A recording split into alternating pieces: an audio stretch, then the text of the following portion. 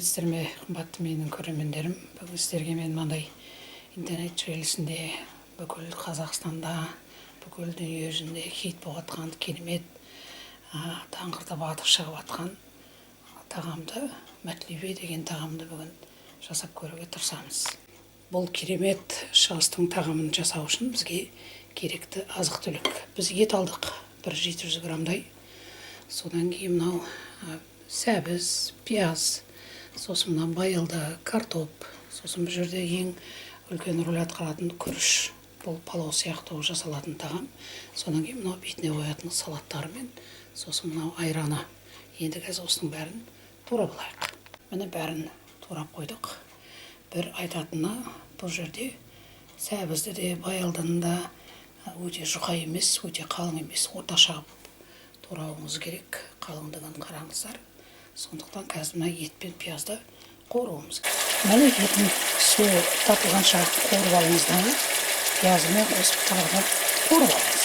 Етіміз қуырып жатқанда мына көкөністерді қуырып алу керек. Біртіндеп әрқайсысын бөлек-бөлек мына байылдыны қуырып жатырмыз. Міне етті кішкене су құйып астын бастырып қойдық. Енді бұл 1 сағаттай пісу керек. Бұл ортадан мына картоплды қуырып алып жатырмыз. Міне мынау етін салдық. Еттің астына 1-2 пияз салдық туралған. Сонан кейін мына байылдысын салдық. Енді бұны қуырылған сәбізді салу керек. Қалай салғыңыз келсе солай сала бересіз. Бірінші картоплын салам дейсіз ба? Бірінші байылдысын салам дейсіз ба? Қалағаныңыз. Өзіңіздің фантазияңызға байланысты. Бұл Түркияда, Сирияда, Иранда, шығыс мұсылман елдерінде өте көптен бері қолданатын тағам.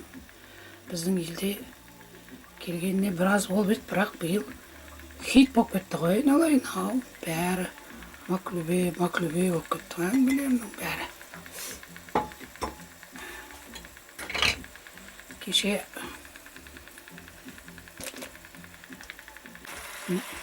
Кеше 1 май мерекесін тойлауға концерт көрейін деп Республика сарайының алдындағы Абай ескерткішінің жанына барсам, концерт болып жатыр екен. Енді ол жерде дәмдеуіштердің бәрін себіп жіберу керек. Сол концертте жүргізуші жігіт, мәклюбе жегендеріңіз бар ма деп, қол көтеріңіздер деп жатыр. Енді соншалықты хит болып кеткені. Қараңыз, енді мына күрішіңізді сала беріңіз. Кейбіреулер күрішті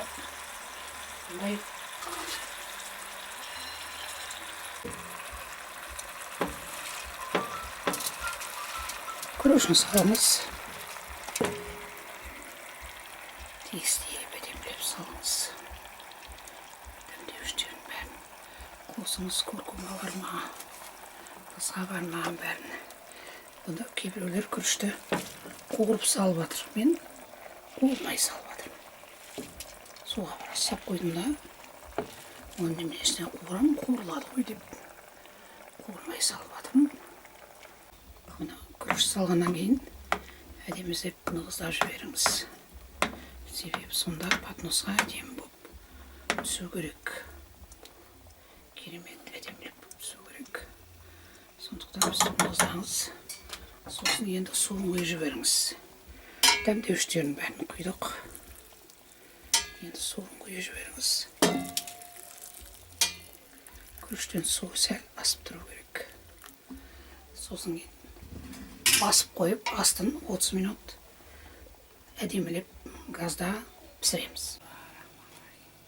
Тамағымыз дайын болды.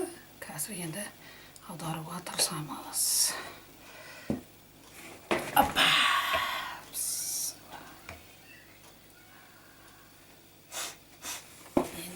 Төбесінен ұрып, әдемілеп ұру өзі керек екен өсті. Ұру керек екен өсі, салт сондай екен. Енді қазір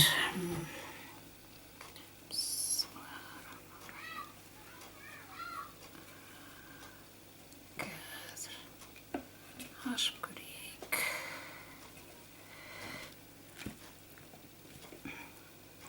Бұны жай алу керек дейді.